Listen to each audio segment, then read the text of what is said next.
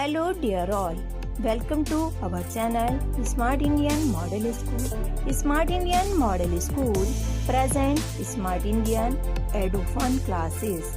EduFun online classes includes course studies of playgroup to class 12, emotional and communication skills, happiness classes and DIY activities.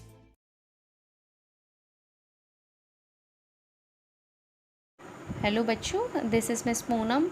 I'm your biology teacher and from now on I'm going to take your biology classes, and today I'll start your chapter 6, that is tissue. As I know that Surbhi ma'am has already taught you chapter 5, that is the fundamental unit of life, और मैं expect कर रही हूँ आप लोगों से तो कि थोड़ा बहुत आपको याद रहा होगा उस चैप्टर की इन्फॉर्मेशन जो मैम ने आपको दी होगी. क्योंकि दोनों ही चैप्टर्स रिलेटेड हैं तो थोड़ा सा क्विक रिविजन कर लेते हैं. आपने चैप्टर सेल में पढ़ा होगा सेल कैसे यूनिट है, स्ट्रक्चरल और फंक्शनल यूनिट है लाइफ की और लिविंग ऑर्गेनिज्म की. इस तरह से समझिए ये बिल्डिंग ब्लॉक है एक ऑर्गेनिज्म का. ऑर्गेनिज्म जो है सिंगल यूनिट है, इसके बिना ऑर्गेनिज्म बन नहीं सकता. लिविंग ऑर्गेनिज्म, लिविंग वर्ल्ड में कोई भी लिविंग ऑर्गेनिज्म ऐसा नहीं है जो लैक करता हो सेल को. ठीक है, तो उसके बाद आपने हिस्ट्री पढ़ी होगी सेल की, जो Robert Hooke and Anton Leeuwenhoek का नाम सुना होगा. उसके बाद सेल ऑर्गेनल्स के बारे में, फीचर्स के बारे में पढ़ा होगा, सेल के शेप, साइज़ एंड फंक्शंस के बारे में पढ़ा होगा, डिफरेंट ऑर्गेनल्स के बारे में पढ़ा होगा. यहाँ हम अपना स्टार्ट करते हैं चैप्टर 6, दैट इज़ टिश्यू.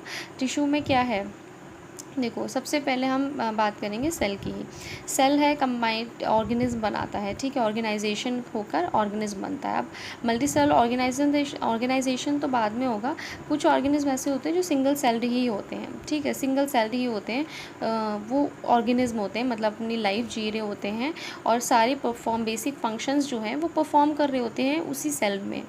ठीक है, वही सिंगल सेल जो है वो परफॉर्म कर रहे होते हैं. इनके सारे बेसिक जो नेसेसरी फंक्शंस हैं उनके लिविंग के लिए वो परफॉर्म कर रहे होते हैं. एग्जांपल जैसे अमीबा है. अमीबा आपके 5th चैप्टर में ही आपने पढ़ा होगा.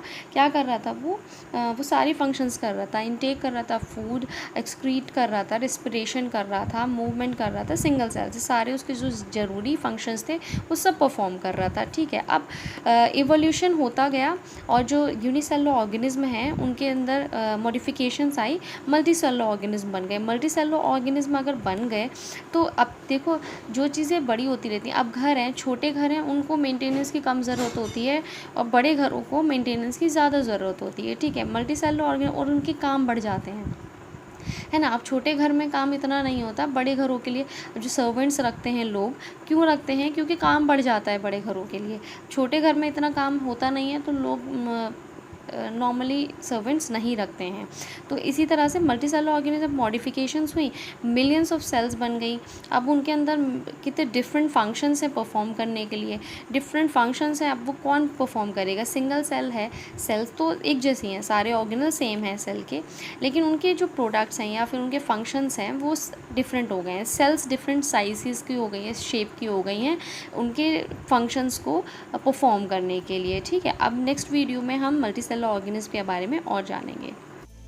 यदि आपको हमारा वीडियो अच्छा लगा हो तो आगे की वीडियो की नोटिफिकेशन प्राप्त करने के लिए कृपया बेल बटन दबाएं और चैनल सब्सक्राइब करना ना भूलें. Please subscribe our channel of EduFun classes. Thank you for watching.